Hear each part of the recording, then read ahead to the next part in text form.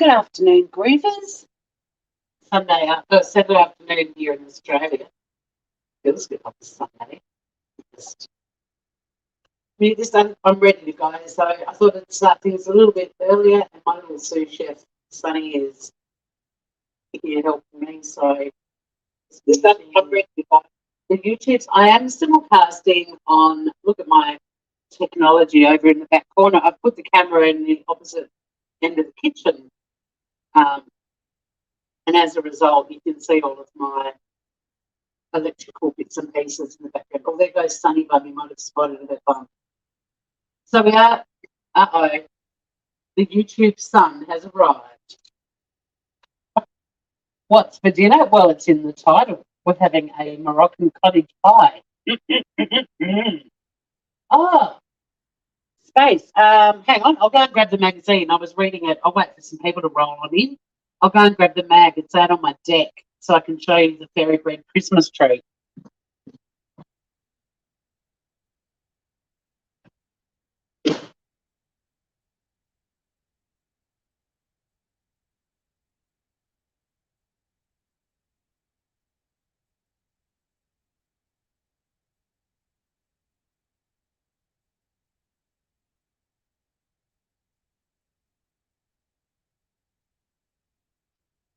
I have to grab some mint. Anyway, so yes, it is. Google has, for some reason, highlighted a very Australian thing, fairy bread, white bread and butter, and hundreds and thousands, which are little tiny, colourful balls that I used to call them Smarty Poo when I was little, because I thought they looked like the poo that a Smartie would do. You can't read? We're having Moroccan Cottage Pie. It's a little twist. I've already got the potatoes on. I've washed and peeled. I'm cooking with Dutch creams, which are a beautiful spud that grows here in Tassie, and they make an amazing, it is better than fairy bread in my book. They're amazing potatoes, but if you're looking at the colour and wondering, yes, it is orange, because I've also put a teaspoon of turmeric in there. It gives the spuds a bit of colour, but also adds some flavour. There's a heap of activity happening outside my house with cars. I'm not sure if they're... I know it's Jenny. It's my neighbour's sister. So I always wonder if someone drops in and I'm live, I'd be like, you're just going to have to hang out and chat.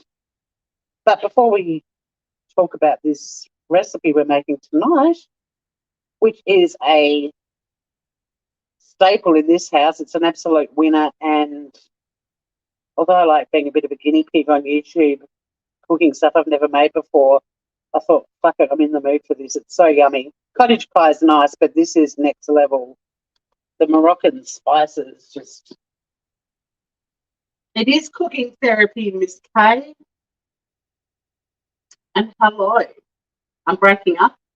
Oh, shit, because the mic's over here. Hang on, I'm close to the mic now. Let me know if that's better. Oh, I don't know what mic I've got set for. I'm an idiot. I've plugged my microphone in too. Hang on a sec. I'm going live from my phone, but I plugged my microphone into my laptop, which is really pointless. Yeah, so I need to, when I chat to you guys, I need to stay close to my phone, not my laptop. Okay, now look, I didn't kick myself out. Oh, there's 11 people in here. Hello, Groovers. And hi, well, there's people over on... You got my finger in your faces. There might be some people over on the Shxtty Kitty Kitchen as well. There are. G'day, Groovers. We've got Deb and Scout over on the Shxtty Kitty Kitchen. We do amazing spuds, Deb. Sweet dreams, Scout. You missed Sunny before, her little bum. Oh, we've got Ruth as well over on the Shxtty Kitty Kitchen. We're also live on Traces of Nuts, so I'll have to jump backwards and forwards. The chat is coming up in StreamYard on my phone, but I can't read it very well. So I'm just showing Space Monster because she did a little video about Google having hundreds and thousands today. I couldn't believe it. I was like, far out. Because it's an Aussie childhood tradition that you have what we call fairy bread. And you'll see why in a minute. It was usually for special occasions like birthdays. But yeah, hundreds and thousands of pretty much just little like hard icing balls. They're different colours. And if Smarties or M&Ms could do poo, that's what it would look like, in my opinion. But there's a little hundreds and thousands Christmas tree in the magazine I was looking at earlier. Couldn't believe it. There's also, can you see those? There's fairy bread melting moments, Spacey. Look, they've got the little melting moments, but they've rolled them in hundreds and thousands. How cute are they? But yeah, a very Aussie thing, the fairy breads. Where the fuck is the tree, man? I'll have to check my spuds in a minute. They might already be done. Because I was organised. Oh, I have to go to the index. I'm going to the index.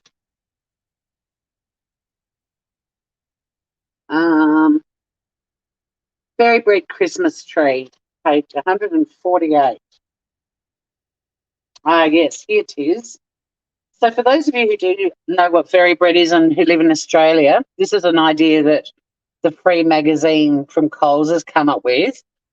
When you could do a fairy bread plate at Christmas and shape it like a Christmas tree. So you've got the usual fairy bread triangles, and then you just need a fairy bread star, and you make it look like a little tree on your plate.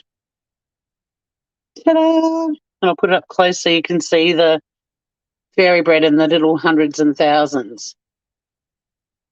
But we're not making this today because I don't have any hundreds and thousands in my house. But pop into your nearest Coles place. Well, you don't actually need to get it. I mean, just make fairy bread, but just decorate it. You can definitely drop the link to show everyone our national food. Deb's come on over. That's a beauty. Space is in love. A fairy bread Christmas tree. It's kind of cute. Like if you had lots of family coming for Christmas and kids, why not do some fairy bread and big kids as well and make it look like a little Christmas tree? It's kind of cute. Oh, you've grabbed one. I love them. They're great. I've cooked some amazing stuff. Although that one's a very festive one, which is fine, but it's only November, damn it. Do the Christmas one in December. I've got people coming over for a barbie next weekend, and I was hoping there's a lot of seafood recipes in it too, which is obviously we're heading into seafood season. So, yeah, we've got some Dutch cream potatoes cooking. So we're going to make a mashed potato like a cottage pie has the mashed potato. And I've put a teaspoon of turmeric in there as well, which adds a bit of flavour to the spuds, but also gives it a bit of colour. Bit of colour. Just peeling me garlic, guys. But this is such a good cottage pie. You won't go back to the boring, flavourless version after you've tried this one. Yeah, the Coles one's awesome. I mean, there's a few recipes that from time to time that you'd expect because it is supposed to be family cooking where they do dishes like a lasagna, but they hide shitloads of veggies in them, and I don't like that. Like with this cottage pie, I'm actually going to do some green beans. Actually, that pot is now boiling at the back. I'm going to do some green beans to have on the side with my cottage pie, but I like my veggies as a side dish, not hidden in food. But when you spot it and it's got, celery and carrot, tuck it inside, just leave it out. Unless you're down for that shit, but I'm not. So the spuds are cooking, and we've got to obviously do the mince.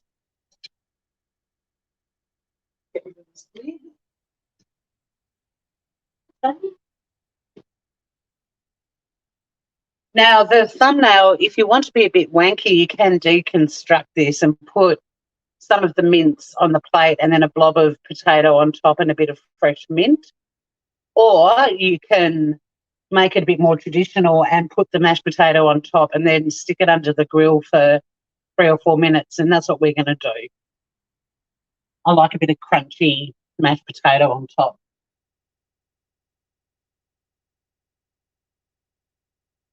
I saw you saying you're in the mood for chicken, Ruth. I was like, well, you're going to be bummed. We're cooking with lamb. Now, you could do lamb or beef, but actually, no, I'm using beef mince. Sorry. Hang on. No, it's lamb. It's lamby lamb, but beef or lamb's fine.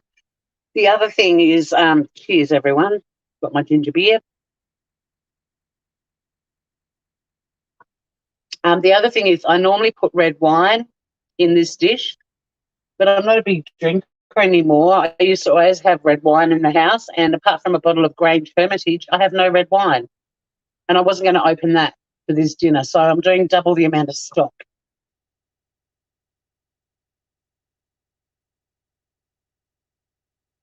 Ripping out the recipes. Just take a photo of them on your phone, Groover. That's what I'd be doing. Or take the magazine or rip it out, but take a photo. Right, so the spuds are cooking. We're just going to turn this dish on, this pot on, because this is where we're going to be cooking the meat. The meat.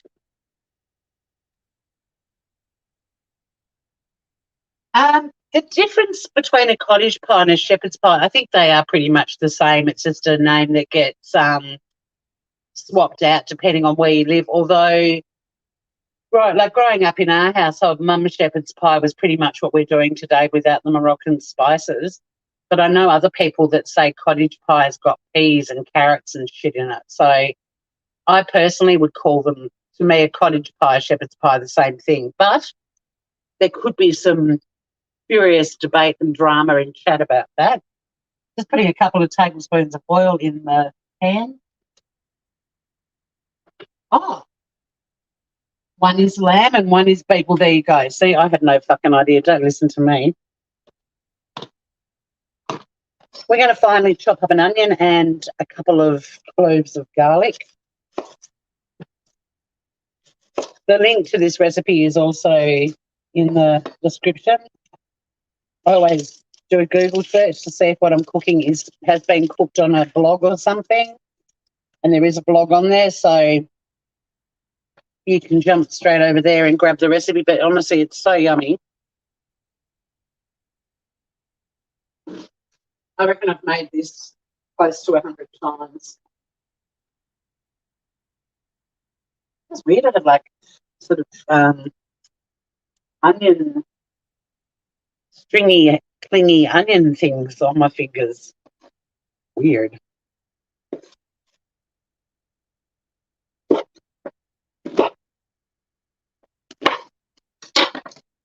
I have to come over here I have to go to the back to read chat and then back over here to my phone. Just check my volume. Maybe that's really low too. No, that's not as high as it will go.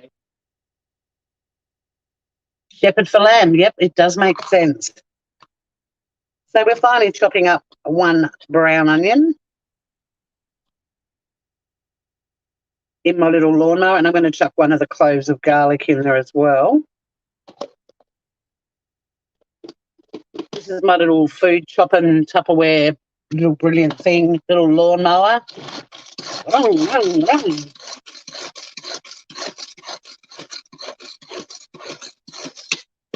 And I'm just starting to smell the olive oil, so it's a perfect timing to be getting this stuff in as well.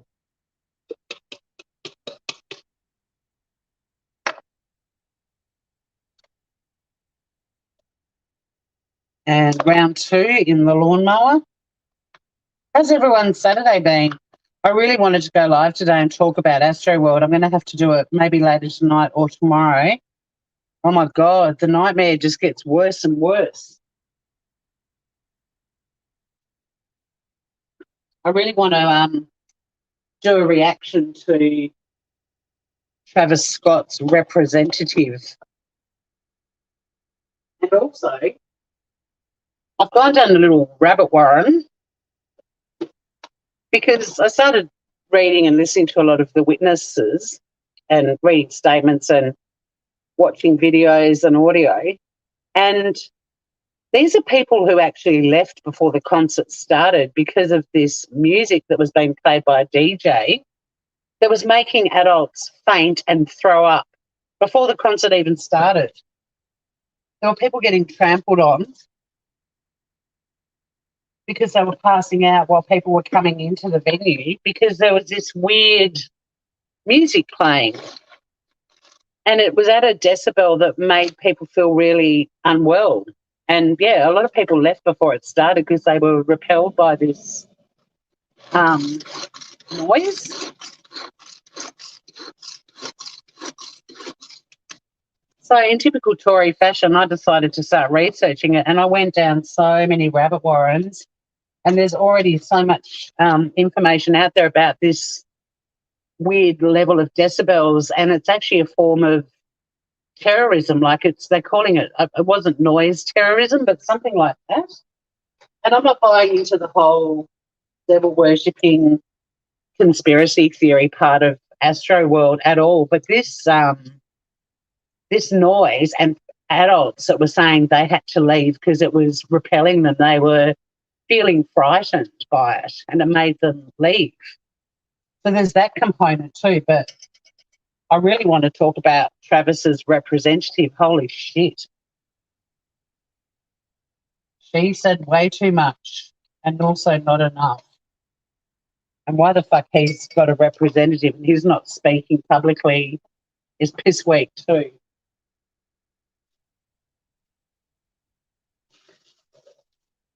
Yeah, probably left. I reckon he would have just got a shot of Sunny Bum again. In fact, she's still sitting because her tail's just there. She's got something. What are you doing with your tail? Bit of onion. Bit of onion flying all over the place. Okay, so one onion and 2 cloves of garlic chopped up with 2 tablespoons of olive oil. God, it's the best smell ever, isn't it? I'll read chat in a sec, Reavers. It's the best smell. A friend of mine who can't cook, she said her husband and kids, when they go to other people's houses for dinner and they walk in and they're like, why don't we ever walk in and our house smells this good? And I said to her, just cook up some onion and garlic in some oil or butter and just make your house smell yummy. A friend of yours does a magazine swap. That's a good idea, Ruth. Guilt-free thievery, huh? Detective Leigh McLean. Well, welcome. And what a fancy name you have. Hello, Scott. We're making a Moroccan cottage pie. So this is a beef mince pie, shepherd, lamb.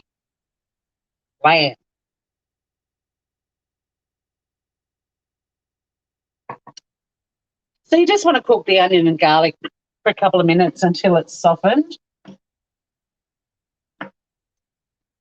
Please always use a wooden spoon or a plastic spoon in an enamel or any kind of metal dish. I cringe when I watch YouTubers cooking and they're cooking with tea. I have to admit, Sandy Ruchek's one of them. She used to always have metal spoons on metal. I was like, girl, no. So we're going to add 500 grams of minced meat. Oops. Sunny just went through my legs and I'm throwing food around. That's how you end up with onion on you. She's got the zoomies, guys. Perfect timing. She's had her dinner. Oh, shit. She's had her dinner and so she wants me to chase her around the house. She's a bit of a distracting sous chef. It's not called the Shxtty Kitty Kitchen for no reason.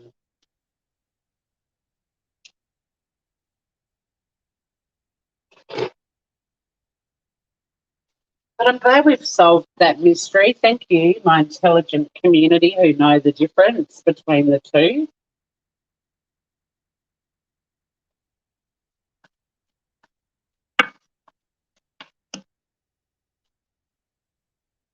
think swapping magazines is good because you think about how many people fondle those mags.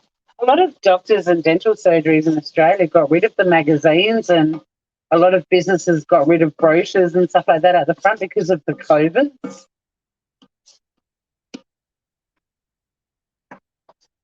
Which is a shame because, you know, I used to like the trips to the doctor and the dentist, and you'd get to read a 1978 Women's Weekly.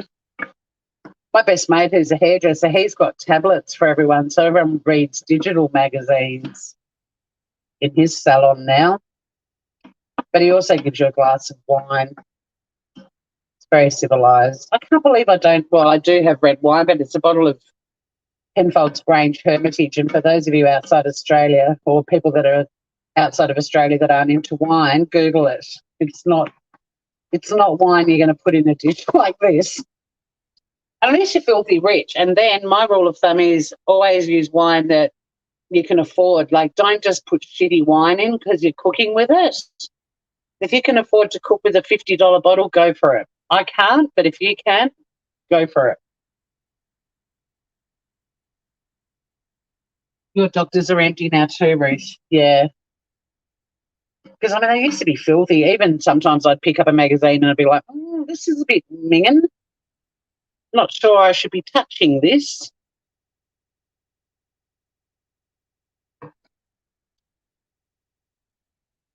So we're just cooking, we're browning our mince meat.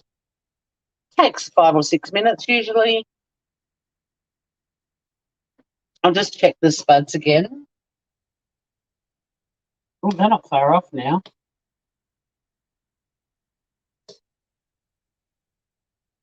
I'll let them keep cooking till the mince is brown and I've added all the spices and stuff. Actually, no, I might have to do a bit of both.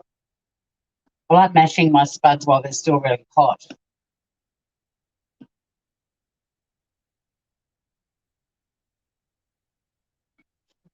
Farmers Weekly with awesome tractors.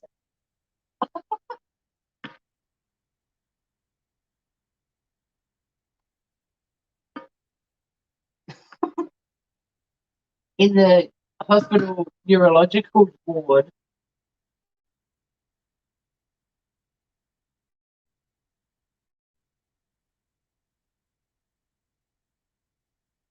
you don't have anything good to say, Scott. Well, just chill out with us, Groover. Just chill out and watch us make this delicious Moroccan cottage pie. I love cooking. It's relaxing for me, but I understand a lot of people hate it. And I think a lot of people, which I don't understand why everyone can use the word hate for anything, but, you know, dislike it intensely. But a lot of my friends who had kids who used to love cooking a lot pre-children, after having kids, it killed their passion because they had to cook, and they had to cook kid food. They couldn't cook their usual Tindaloos and spicy food. The Moroccan cottage pie, a no-go zone till their kids were teenagers. I don't know if there's anyone in chat whose life experiences like that, but for me, it's always been a creative outlet, and also it's a way of relaxing for me. And I love having a group of people over and a kitchen where everyone's all hanging out together and people sitting along the other side of my bench on stools and chattering away. It's my happy place. So, and then putting all the food out on the table like a big feast.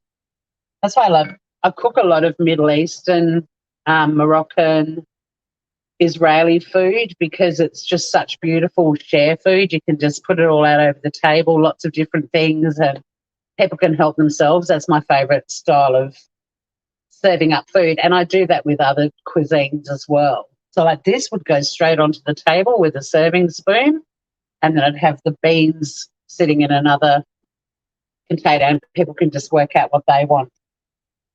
I don't serve it up for them.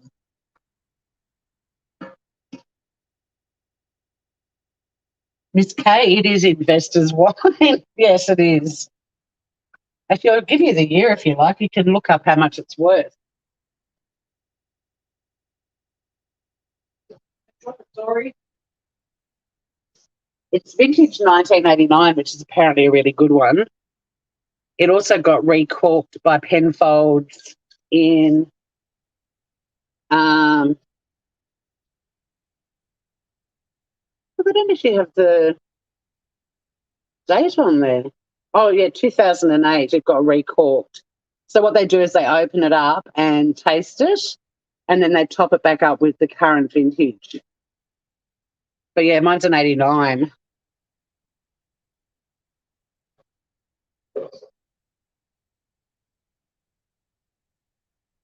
I know.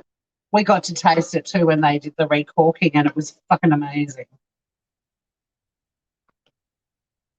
It was hilarious. I rocked up with my one bottle of Grange, but other people were rocking up with like trolleys with, 100 bottles worth hundreds of thousands of dollars. But they treated me exactly the same as the people that were rocking up with their collections. My sister got it right, trained them from the toddler stage to cook. Yeah, I watched my mum and grandmothers and grandfathers cooking and learned how to cook a lot. I mean, I was cooking roast dinners and stuff like that when I was 12. Spaghetti bolognese, all kinds of shit that I watched mum. And I used to just ask them. I had a massive fascination about travelling and cooking as a little kid. And now there's all these cooking shows. A lot of people have discovered a love for cooking, but when you're 17, 18, 19 and you're backpacking and you want to go to all these beautiful restaurants and spend your money on that and sleep in a train station, people look at you like you're batshit crazy. And my best friend in Adelaide, Georgie, she and I used to save up our money and take ourselves off to all these restaurants, and we'd also cook these amazing dinner parties, and people thought we were uncool. It wasn't considered a cool hobby. Now, of course, it's, everyone's into it, but we were considered quite daggy for loving cooking as teenagers and in our early 20s. Just going to grab my colander.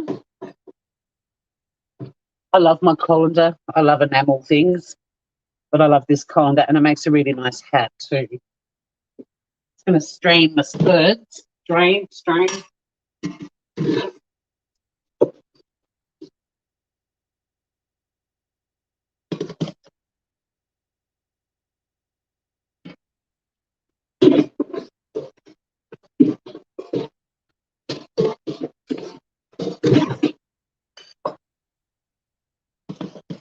Pop them back on the element while it's still got some heat in it. It dries them out a little bit. And then I'm just going to whack the lid on. We'll match them in a minute because it's time to add some spices. So this is where we take our cottage pie to the next level. First up, some cumin. I love this stuff. It makes every meal amazing, in my opinion. We want to put, and that's why I threw it. Some people think it smells a bit sweaty, but I don't care. It's beautiful. We're putting a teaspoon of cumin in.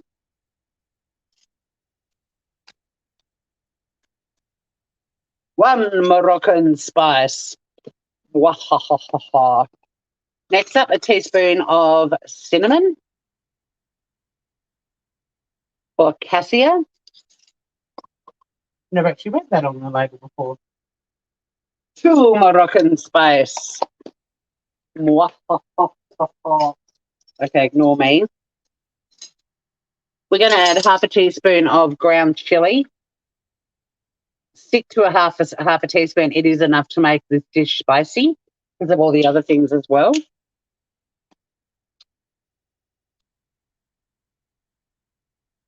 So there's half the teaspoon of the chili powder.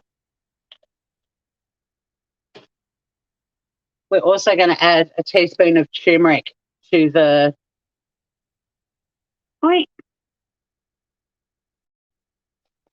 mince, as well as we did to the water for the potatoes.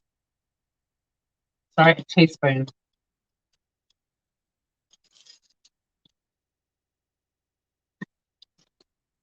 Delicious. And I'll just give those dry spices a bit of a mix through first.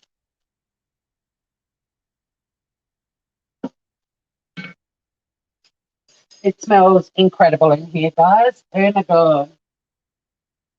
We're going to add 2 tablespoons of tomato paste. I buy the little sachets of tomato paste because this has exactly 2 tablespoons in it. I just think it makes life easier.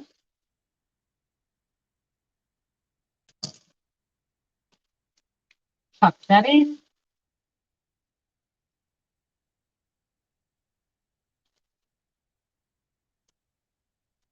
And then just mix all of that stuff through and give it about a minute just to let all the flavours do their thing. And also to get the meat covered, you want them to all have been covered in the beautiful spice mix.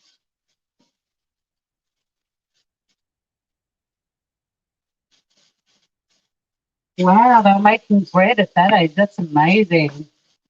And that's pre-bread making machines, groovers. They would have been doing it all by hand. That's amazing. But yeah, when you've got that many kids, they've all got to do that bit, right? See, I don't know if you can see, but the colour of the meats change and it's all beautiful, lush colours, and the spices are incredible. Turmeric's very good for you. See, you do have something good to say, Scott, and you're right.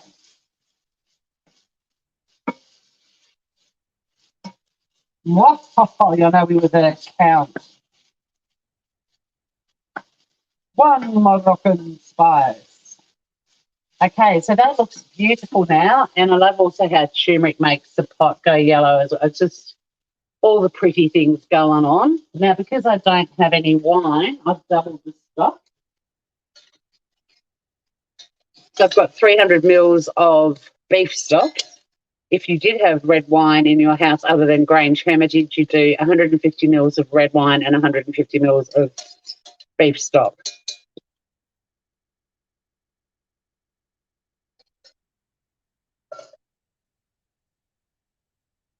Give that a little stir.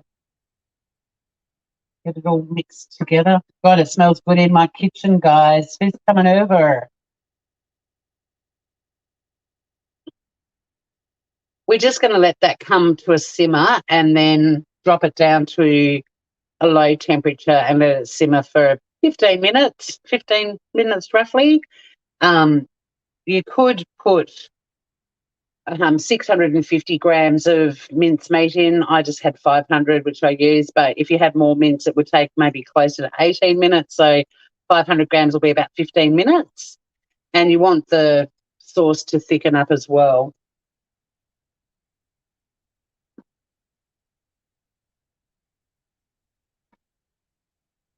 I'm just going to check the Shxtty Kitty Kitchen and see if there's anyone. Oh, Scout was still over there. I don't know if she's gone now, but did you spot Sunny's bum, Scout?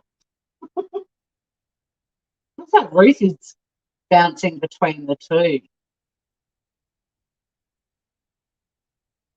2,689 is the current bid for that bottle of wine. It might be time to sell it. I've thought about drinking it so many times. My ex, Ben, loved red wine, and I thought about drinking it with him. I thought about drinking it with Jim, who I moved to Vietnam with.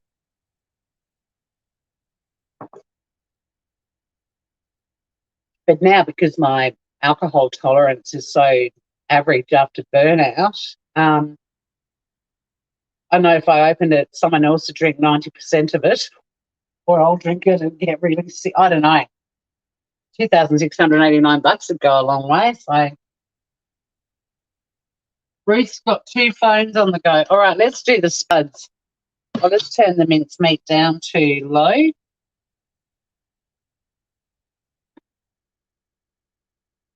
You don't really need to put timers on. You can kind of tell with the meat when the sauce has reduced. You'll see it. So, yeah. I don't know what's the time now. 6, so, roughly 6:15-ish, we'll have a good look. So these are the spuds, and because they were cooked in turmeric, they've got that gorgeous turmeric colour going on. These are Dutch cream. We've got 86, I think, different types of potato. I think it's 100 and something different types of potato that grow in Tassie, and 86 of the types grow in southern Tasmania only. But there, these Dutch creams are amazing. And because it's a little bit fancier than your usual cottage pie,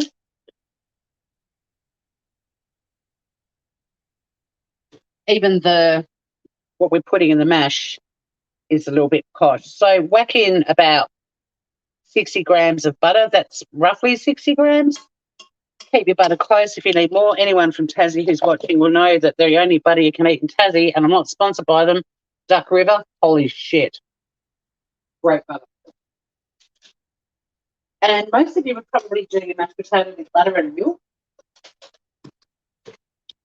But because we're posh, we're actually using sour cream or creme fraiche. You want to use about half a cup.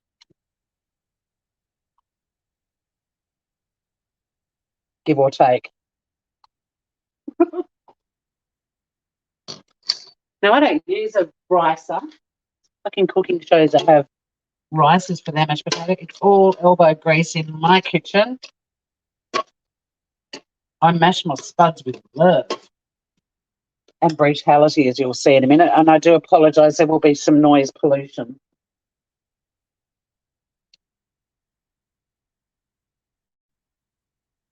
You like watching me cook rather than hearing about sheep. Oh, yeah. Well, she's getting a lot of coverage, so this is your little safe space, Scott. You can come and chill out here, because we all know that if you do want to go and listen to She Who Will Not Be Named being talked about, there's plenty of other channels covering it. Apart from reprising Linley, that's my only involvement with that stuff. Oh, and now there's mashed potato flying everywhere too. I'm going to add a little bit more butter and a little bit more sour cream. I mash by, oh God, I'm absolute slop today. Sorry, guys. There's food flying everywhere. I've been making mashed potatoes since I was about 6, so it's a very instinctual type of thing for me to make. I can tell from my potato masher that I've had since I was at uni when the consistency is spot on. But yeah, I'm just going to belt the shit out of it.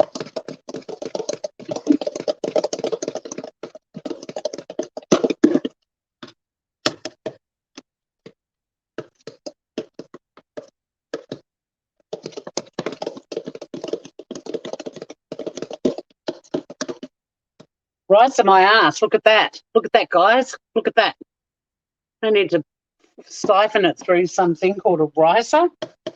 Use your fucking arms. I do make a killer mash. It's not sloppy. It's got firmness to it, but it's nice and creamy. Your 70s mash. Yeah, the one that my mum had. I wish I had that, but I got this when I was at uni.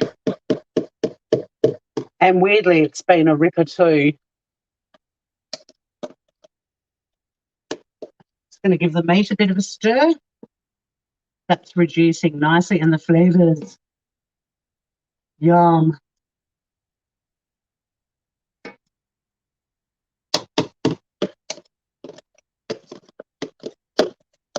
Now, ordinarily, if I was making mashed potato for dinner, like something else at the moment, I would now add some salt and pepper. This has already got some turmeric in it, so it has a slightly different spice profile already.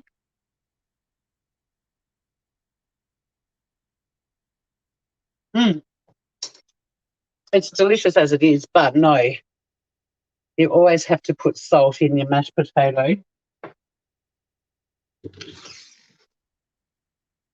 Where's Sergeant Peppermill gone? This is Sergeant Peppermill. The benefits of having an English sister-in-law is she brings back cool presents from London, well, she used to. Her family's all out here now, pretty much. I mean, they've still got aunties and uncles over there, so. But yeah, some cracked pepper. He's nearly empty. I need to leave him out and top him up. But that's Sergeant Peppermill. I love him. Mix your salt and pepper through.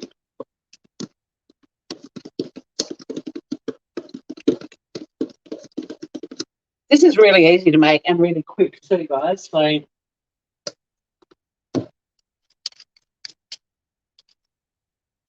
the potato it's mashed and seasoned.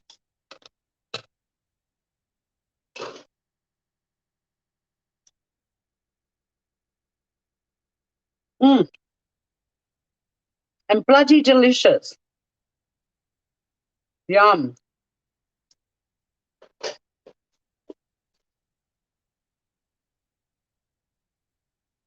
Sonny is now curled up on the dining room table where she's not meant to be, giving me the death look. She's judging me from on top of the table she's not meant to be on top of.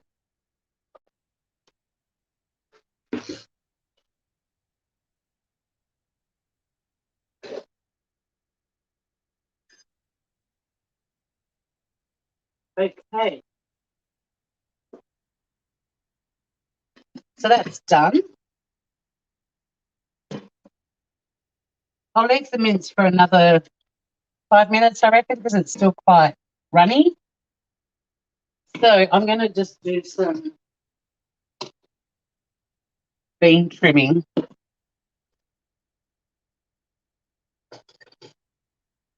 Man, she's judging me. You should see her face.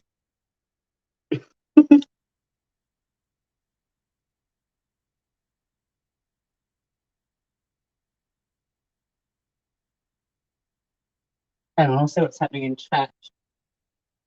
You're just saying yummy and sunny. This is so easy, guys. Honestly, once you've made this, now there is an ingredient coming up that I don't put in it because me not like it, but you might.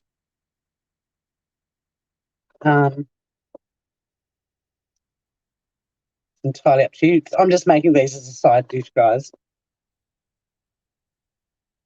I'm cooking quite a few because I'm going to do some meal prep. A few of these will go in the freezer. So I've got like a dinner to come home to on a cold night, even in the middle of summer in Tassie, or to take to work as lunches and just make a fresh salad on the day to have with it.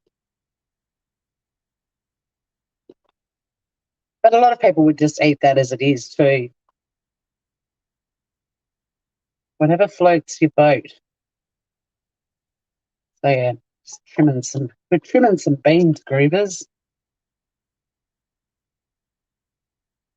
Green beans are my favourite veggie. Well, no, potatoes are, but they're my favourite green veg. I do like a pea as well. I love zucchini. I do not love eggplant. I love sweet potato. I like pumpkin. I like celeriac. I like fennel. I like broccoli, broccolini, cauliflower. I like spinach. I don't even mind kale when it's a good kale dish. It's really only eggplant I don't like in the veggie world. I love onions. Oh, yeah, I love garlic. I love spring onions. Pop your veggie into chat that you do not like. What's the veggie you like the least? I like carrots. I like heirloom carrots. Let me know what your least favourite veggie is. Because that's one thing with cooking on YouTube. After a while, I think, God, there's heaps of veggies and stuff that people probably adore that I haven't cooked with yet. But then there's other things that I'm never going to cook with, like pork and eggplant and olives, which is the ingredient I'm leaving out of this. I have tried my hardest to develop a fondness for olives. It's a textural thing. I love the flavour. I cook with olive oil, but I use olive oil in salad dressings, but the texture of an olive, oof, I can't handle it. And I've tried, people go, oh no, these olives are amazing. And I'm like, it's got nothing to do with the flavour, kiddo. If it's got the same texture as every other friggin' olive, and guess what? They all do have the same texture. I'm not going to like it.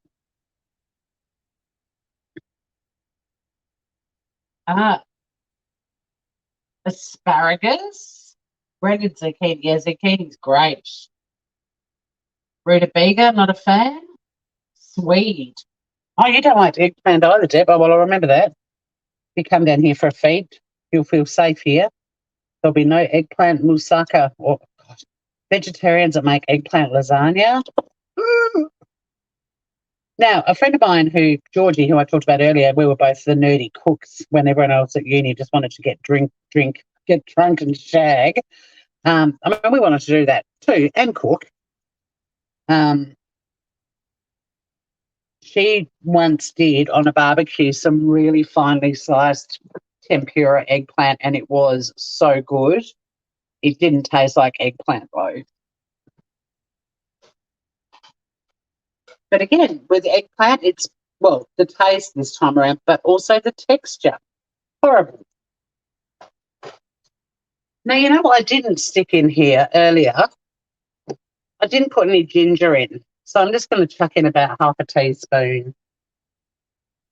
Oh, shit, that's more like a teaspoon. Ginger going in like, I know it's about half a teaspoon. A bit of ginger, guys. I forgot to put that in. It won't hurt it. In fact, it'll probably allow the ginger to shine. It will have a fresher profile than the other spices that have all now kind of intermingled in their own little saucepan orgy. You're not a fan of rhubarb? Yeah, I love asparagus too.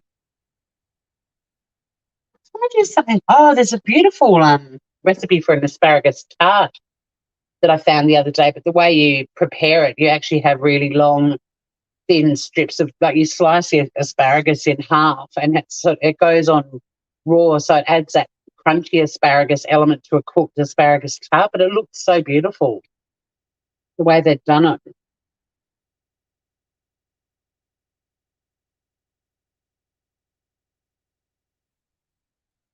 So the sauce is getting there. Probably needs another couple of minutes. Um, this is a spicy dish, so if people don't like crazy spicy, leave out the chili. Believe it or not, that half a teaspoon of chili makes a huge difference. But you can also serve it with like some yogurt, for example, some plain yogurt or some sour cream to kind of mellow it a bit. I'm just going to put the beans on. No, I'm going to get the water back to the boil because I'm going to be having dinner as soon as I turn this live off. I'm sitting down to eating a proper meal. Normally I sample it for you guys and then I clean the kitchen and then I'm like, oh shit, now I've got to reheat it. So no, this is absolutely divine the next day too. Like 1 day and 2 day old dishes, I think are always so much nicer. This is beautiful, made fresh. But over the next day or two, it's going to turn into this really, I mean, I may not even get to meal prep this. I'm going to take some over to my neighbour. It could all be gone.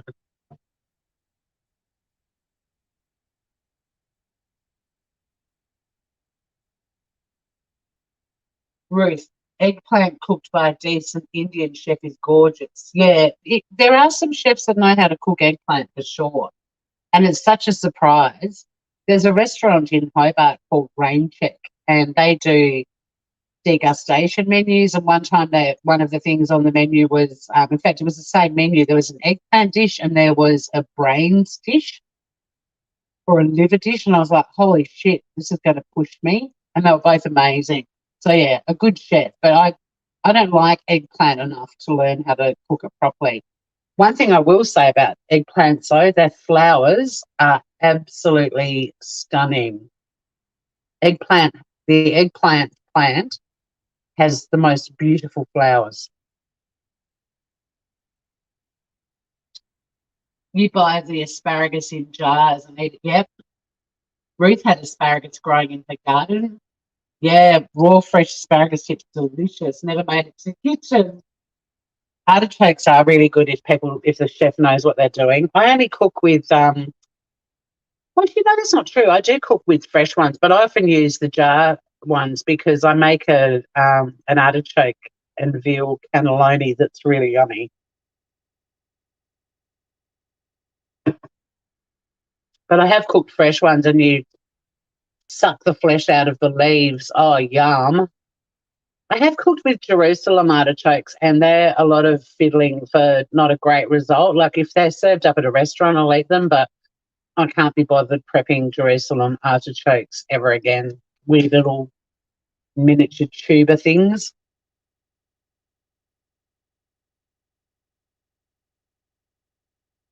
Yeah, if you like eggplant, you'd like eggplant lasagna, but when you don't like it, it's like, oh, yuck. And I lived with 3 vegetarians for a while when I was at uni, and sorry, there were 2 vegetarians and another carnivore. But every night it was vegetable curry or vegetarian lasagna, and the main ingredient for both dishes on alternate nights was always eggplant.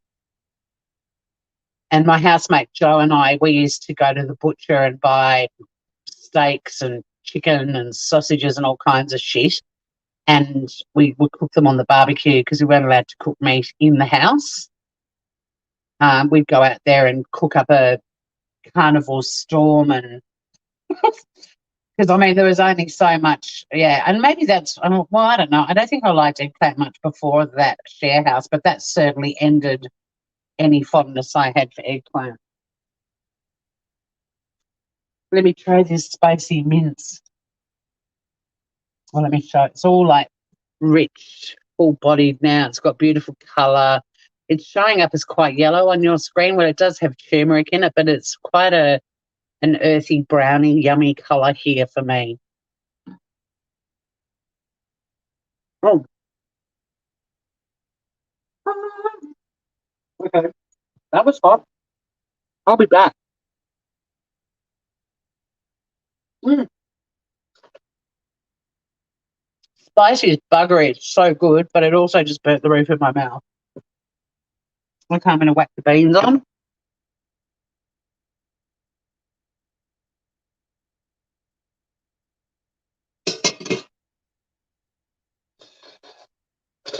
On my little steamer.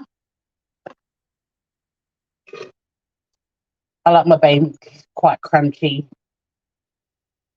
and with duck river butter.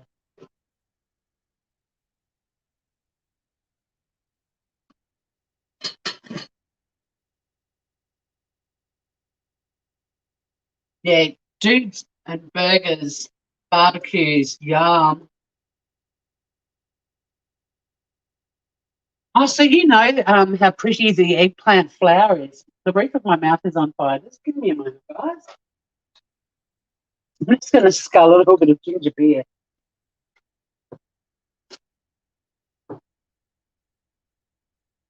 The roof, my roof is on fire.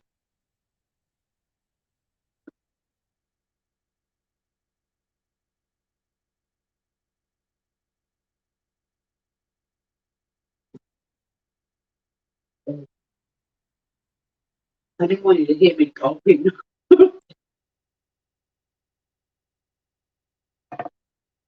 Okay. So the next thing we're going to do,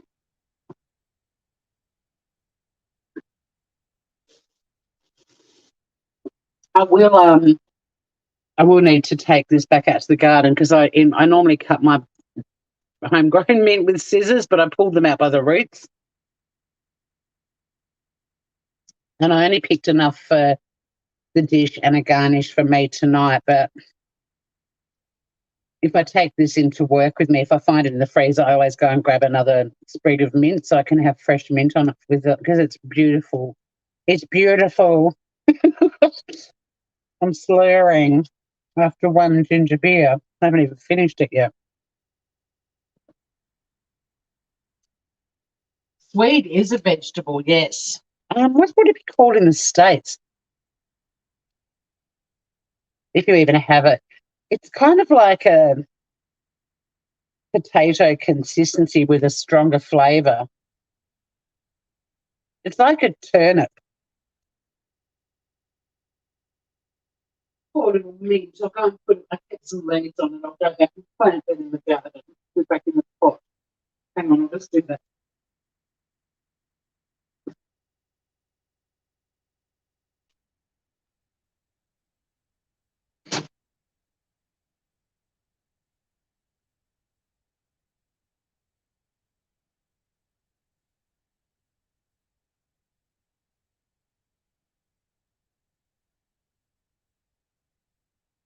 It's such an amazing mint plant, but it's only got like 10 stalks at the moment. I don't want to lose any of them.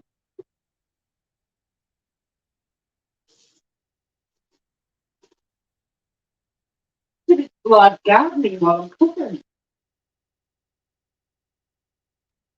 But I did it because if I don't do it when I think of it, I'll wake up tomorrow morning, I'll be like, what's that twig doing on my kitchen bench? And I'll just put it over the deck into the garden. Hopefully, I mean, it could seed down there, I suppose, or take off, but let me just put a few things away, like I said, cream.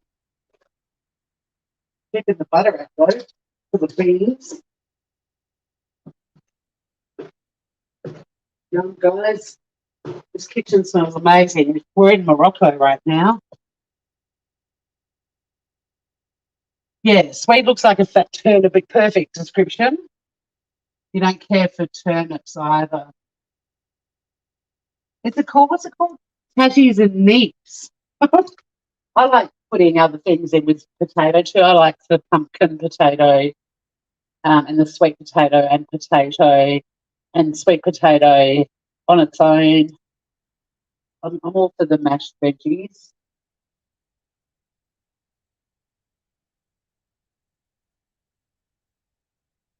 All right. Okay, my kitchen as always is a disaster. It's not far off now. Like if you were cooking this at home and you went live on YouTube, it'd almost be done by now and you'd be serving it up. But I went and planted some mint and all kinds of shit.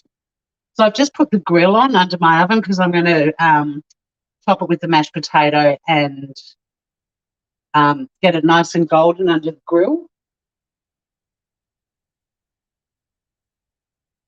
But like I said, you could serve it the way it is in the picture. So it's like almost a deconstructed one. Put a bit of mince on the plate and a blob of potato on top. So if you liked olives, you would now add, I'll put a line through them, half a cup of roughly chopped pitted green olives and also a third of a cup of mint. But I'm going to save a couple to put on top. But just give that a bit of a chop and we're going to put that through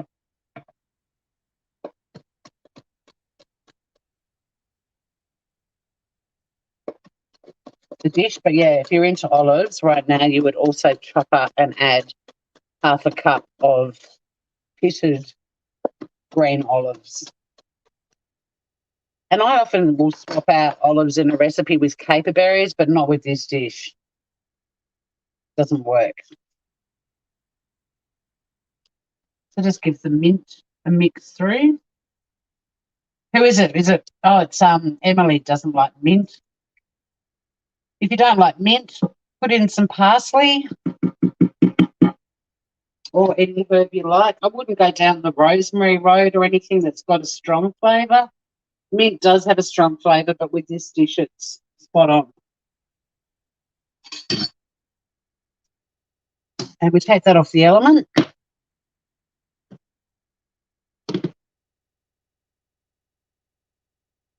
Sweet is a rutabaga.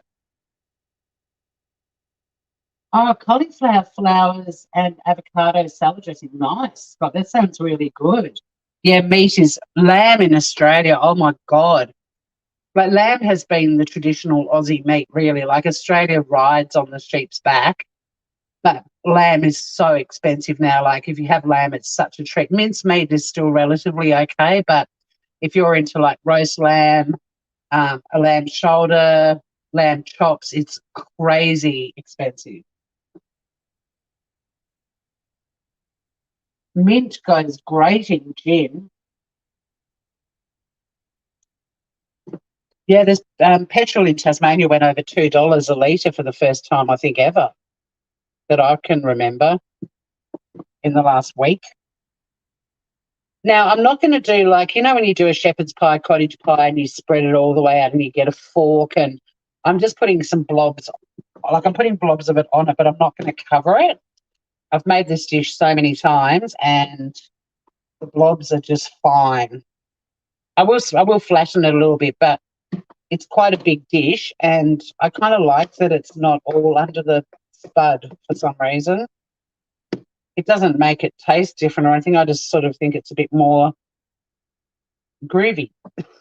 Maybe not. It's a bit more modern. So my grill is on under the oven, and that's on high. I think some of you guys call it a broiler. What we call a grill, you guys call the broiler. It's essentially like you can make toast in it. It's got like a tray, which I've taken out with a little rack in it, and you can cook toast and chops and sausages and things. Or you can take it out and put dishes in there to make the mashed potato go brown. But I think you leave the door open. Is that what a broiler is? I know there are some parts of the world you don't have a grill under the stove top. You literally have the cooktop and then you have the oven, but no grill. Let me know what you got. All right. So yeah, just whacked on a bit of mash, which I can't stop eating because it's so fucking good. Yum, yum, yum.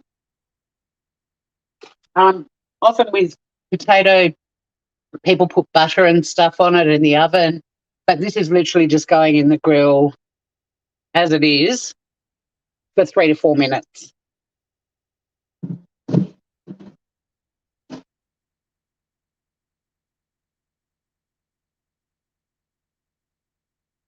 You do have to lay by them. I got some lamb chops for my sister coming down one night, and I actually got the butcher to French them, which you pay a little bit more anyway. And I got a dozen chops, and he was like, "That'll be $64." I was like, "What the fuck?" And if you go to buy a packet of like 6 of them, they're $15, $18. It's just crazy. All right, my beans are probably good to go. I do like them crunchy.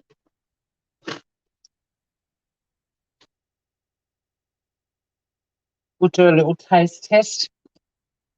And she's a bit wobblier than I would have liked. They're definitely ready to go. Oh, no, that's got some fun.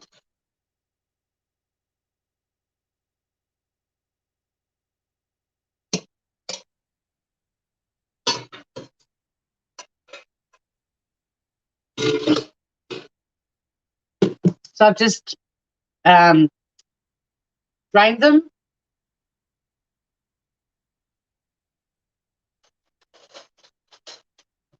Pop them straight back into the pot, which is piping hot because it's been full of boiling water. Back on the element and give them a little bit of a shake, and it does help them dry a little bit. I don't need these to be bone dry, but it's just a little handy tip for people that the element's already been turned off. But especially like with mashed potatoes, it just gets rid of any excess water that's gathered in the bottom of the pot. And lashings of butter. I'll put that back in the fridge.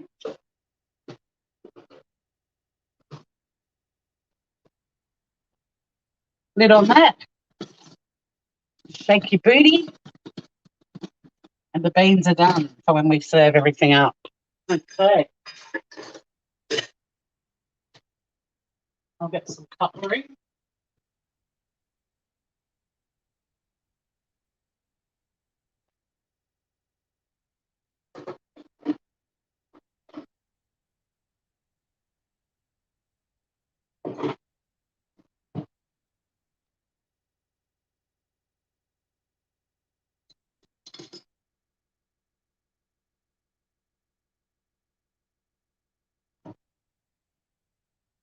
Going to need a little bit longer under the gorilla.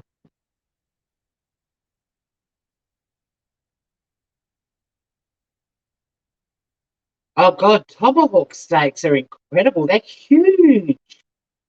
My brother cooked one in Singapore. They live in Singapore earlier this year and showed it to us, and it was gigantic. I was like, wow, did you finish it? He's like, no, it fed 8 people. It is a meat pie of sorts. It's a Moroccan cottage pie. Spicy cooked clear floss. How are you doing? I might just double check where. Um, okay, it looks there's a couple of people still over in the Shxtty Kitty Kitchen, but they're all under control. Gonna get to when gonna get to where when you go grocery shopping you're gonna have to put shite on layaway. I know it's crazy. People will be using Afterpay for groceries. I'll take it alone on my car to get some ribeye. Please, Mr. Meatman, yeah, ribeye. You like your meat, Scott? See, you're having a lovely little chat in here. It's great. But far out, $54 and 54 US. It's probably like 80 Australian.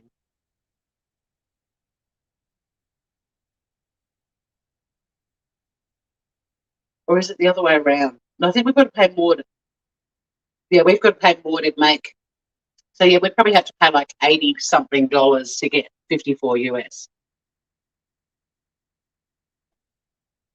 The Australian dollar is like nothing. I haven't looked at it for ages. It was at about 76 to the dollar last time I looked, but that was like a year ago. I hate to think what it is now.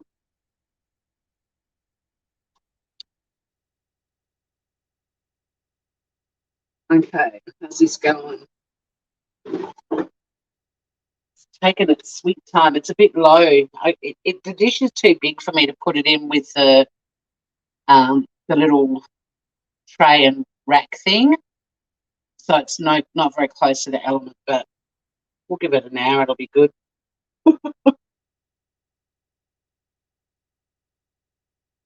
You used to get packs of 2 steaks. They're only 1 steak a pack now, 3 times the price for the pack.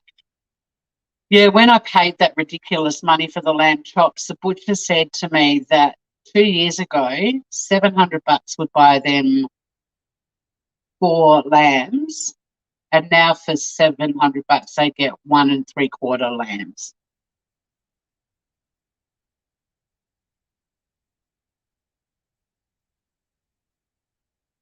Come on, man! I thought I already have 2 mortgages for some hamburgers. It's ridiculous. We're all going to end up being vegetarians and not out of choice, right? It sucks because Australia, as far as Australia goes with meat, we used to look at the prices in the UK in absolute horror. I mean, in the US, it was different again because we'd look in horror at not being able to find the sort of meat we were used to eating. It's definitely come a long way since I lived there in the 80s, I might add. But back in the 80s, finding decent meat in the US was really hard. But I remember we used to just be horrified at meat prices in London, and now we're pretty much the same. Just like a lamb chop. A lamb chop is a treat. 1 lamb chop is like $8. You used to be able to get 2 dozen for that. It's insane.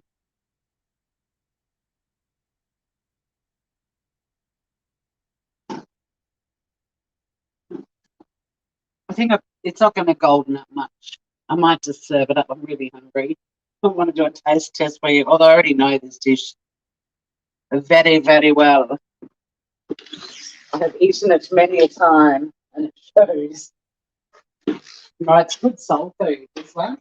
Beautiful winter food.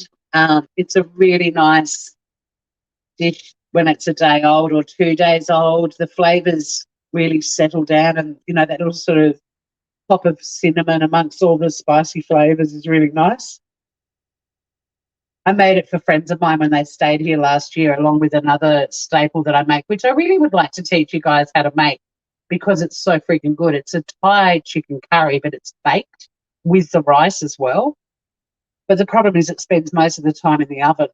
But I'll still show you how to make it because it's an absolute winner. But Justine and Peter still make this Moroccan cottage pie and the baked Thai chicken curry all the time. Like they're both just, if you've got people that are saying, oh, you're going to bump into someone, come over for dinner tonight, and you know that you've got most of the ingredients. I usually have all the ingredients except the potatoes for this at home. But the same with the Thai chicken curry. It's like, oh, I just better grab some lemongrass and some deep fried Asian shallots if I have run out of them in my pantry, and some cherry tomatoes because it has cherry tomatoes. It's really good.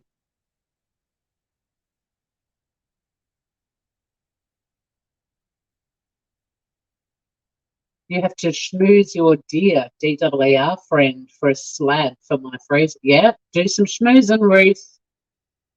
When a pound of bacon is $5 when it used to be, yeah, shite is getting real. It's crazy. I don't know if my YouTube's frozen. It seems to be the same shot of my hand on the bench. Hang on, I'll refresh my page. Have I frozen? Oh no, maybe I just stood there for a long time. Yeah, when meat prices are like that, things are not right. Okay, I'm going to just serve it up because I don't want you to hang around. But it does work. It just needs a bit longer because it's not as close to the elements. But it's also getting hot in here. I'm not going to take off all my clothes. I'm in my gardening gear too, guys. I'm looking hot right now. Okay. Oh, it's starting to go golden. Not much, but there's a little bit of caramelization happening on the top. So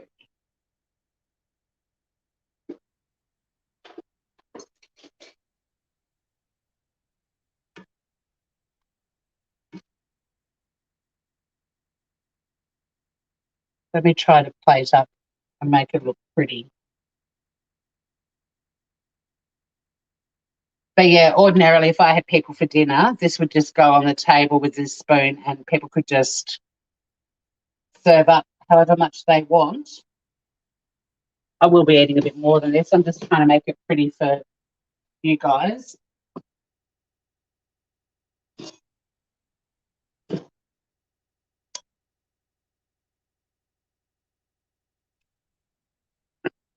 Green beans.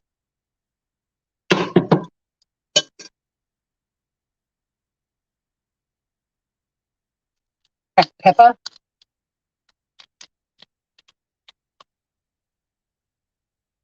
A little bit more salt. Sea salt. I love that pink salt. The pink sea salt, I love that stuff. And normally I'd be a bit more careful with the leaves that I chose for my little garnish. But you could use like the little tiny mint leaves. And there it is, guys. Hang on. Moroccan cottage pie with green beans. And I'm going to do the taste test, but I can tell you already it's going to be a 10 out of 10 because it's a fucking winner.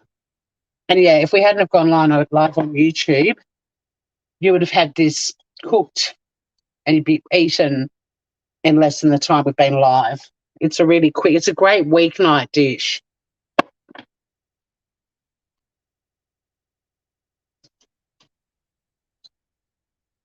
I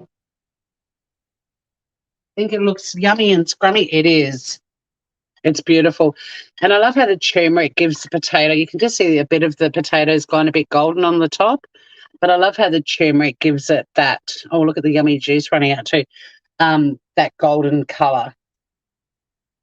It's so yummy, guys. Seriously, if you're into lamb or beef mince, make it.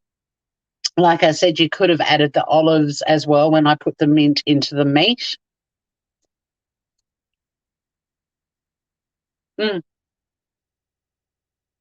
It's comfort food. People that come here a lot to eat food often get fed this and they say it reminds them of me, as it should. That's something I learned when I went and saw Yoshimoto Lengi speaking about his book Simple, and he said people always want to cook different things when people come over, friends come over, and family come to visit you. But if you make something and they love it, make a note of it, because if you cook that for them again and they already love it, they're going to love you even more. And I've got friends and family who request certain dishes, and this is one of them. Mm. It's absolutely divine. It's a million out of 10. And it's spicy, it's heartwarming. And who doesn't love mashed potato on a cold wintry night in the middle of spring? Almost summer.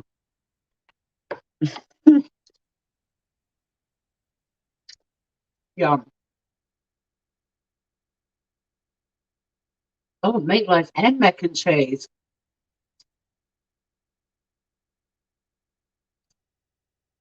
Yeah, chicken thighs haven't got up. Chicken's still pretty good, actually. And chicken drumsticks are very cheap. I've got a drumstick recipe I want to teach you guys too that's really good. Hey, Michelle P. 1 million points out of 10 for style. Thank you, Scott. I do try to plate things up so that they look pretty for you guys. It's so good, guys. I'm going to end this live because I want to eat it while it's still hot. If you do try it, please put some comments under this video. I love getting feedback. There was a guy that used to watch my cooking videos that made a lot of stuff, and then he just disappeared one day, and I really miss his reviews. So, yeah, if any of you ever do try the things that I show you, find the video and pop a note in the comments, because I love getting feedback. But seriously, you cannot go wrong with this if you love potato and meat and beans or other. You could put whatever veggie you liked with it. Or, like I said, some people would be happy just with the cottage pie. But, yeah, so that's it. It's Valley Little's Moroccan Cottage Pie. The recipe is linked in the description. It is a really affordable family meal. If you've got little kids, it's way too spicy. You probably wouldn't want to make it for kids. And if you don't like things that make you sweat a tiny bit, take the chili powder out. But enjoy it, guys. It's an absolute winner cottage pie dinner with all the flavours of Morocco. Now, if only there was a hot Moroccan man here to do the dishes. Chef Ramsay wouldn't be screaming at you. I'll take that as a compliment. Hey, Grievous, thanks for hanging out. Have a beautiful weekend. And, yeah, if you're looking for something new to cook, have a go. You'll have all the spices and stuff already in your kitchen. It is delish. Until next time. Oh, shit, I've got to end it on my phone. I'm over there going, where's the end button? Moose meat, please let me know. I've never eaten moose. A moose once bit my sister. Not really. I'm just quoting Monty Python. Let me know how it goes, Michelle. I imagine moose would taste a bit like deer, right? Venison.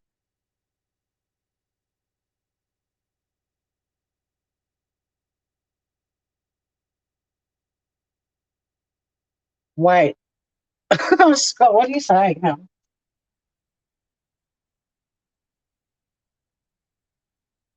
Ford Prefect would have both mouths full. Oh, wait, it's a Fob Beeblebrox, not Ford. Zafford. Okay, I'll Google it. Thank you for hanging out with me, guys. I'm going to go enjoy my dinner and clean the kitchen, and I'll see you all again very soon. Happy eating. Happy cooking.